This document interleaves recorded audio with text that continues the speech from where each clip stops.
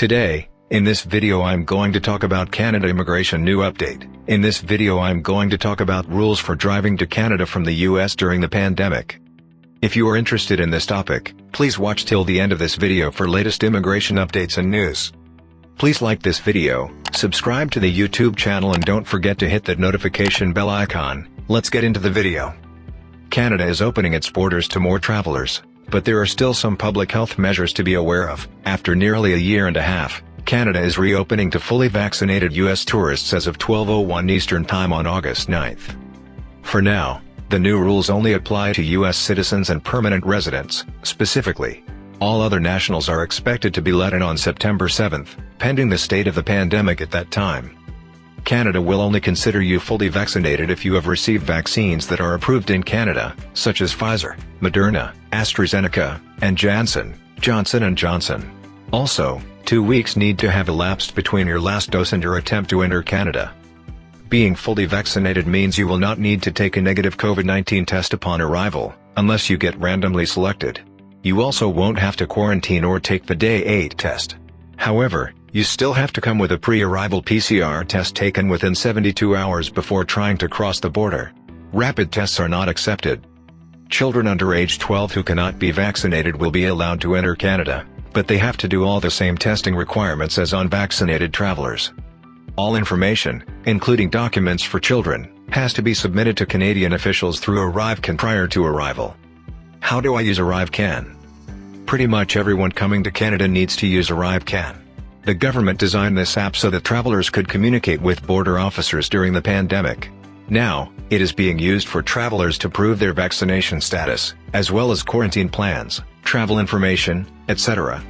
You can download ArriveCAN as a mobile app or you can create an account online. All documents have to be submitted in English or French, or else you need a certified translation.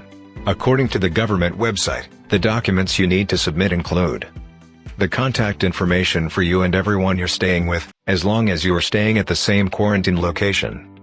The purpose of your travel, date of arrival, port of entry, vaccination information, and proof. Information about the countries you have visited in the 14 days before arriving to Canada, except where you had a connecting flight along the journey from one destination to another, and your quarantine plan. Even though fully vaccinated travelers are not necessarily required to quarantine, you will still need to show up with a plan in case the border officer determines you have to self-isolate. After you submit your documents to ArriveCAN, you will get a receipt by email which you can show the border services officer.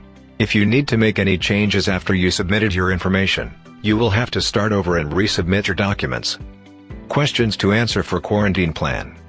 For your quarantine plan, the border official will want to know: do you have a place where you can quarantine for 14 days or possibly longer? What is the address of your quarantine location? Can you avoid all contact with other people who didn't travel with you at your place of quarantine? Will you have access to basic necessities like food, medicine, and heat without leaving quarantine? At your place of quarantine, are there any people who are at increased risk from COVID-19? This could include people aged 65 years and older, people who have underlying medical conditions or compromised immune systems.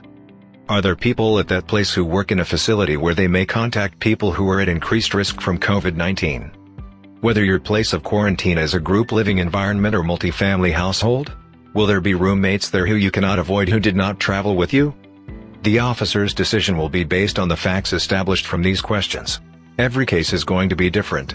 For your specific case, you can contact the Canadian Border Services Agency, CBSA. Anything else I need? All the normal border crossing procedures still apply, just wear a mask when you arrive.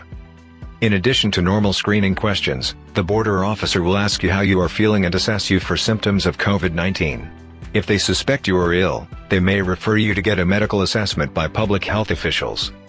When driving to Canada from the US you need a valid ID, such as a US passport, Nexus card, or enhanced driver's license.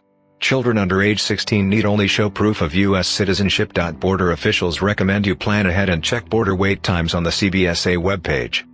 Also, make sure you are not importing any prohibited goods, including cannabis. In fact, you also have to declare any organic products you are bringing to Canada such as food and plants. Animals must also be declared. Dogs and cats aged 3 months and older need valid signed and dated certificates from a veterinarian verifying vaccinations against rabies. Declare all your purchases, and if you are traveling with more than 10,000 Canadian dollars in any currency. It is not illegal to bring it, you just have to declare it. You also have to declare any firearms or weapons you are carrying when you cross the border, keeping in mind most weapons are prohibited in Canada. Hopefully the details and information presented in this video is helpful. Canada Immigration News Channel will be releasing a new video when new information is available on any of these updates or requirements. If you have not subscribed, please like this video and subscribe to the channel. Don't forget to click on that notifications bell icon. See you sooner in next new immigration video.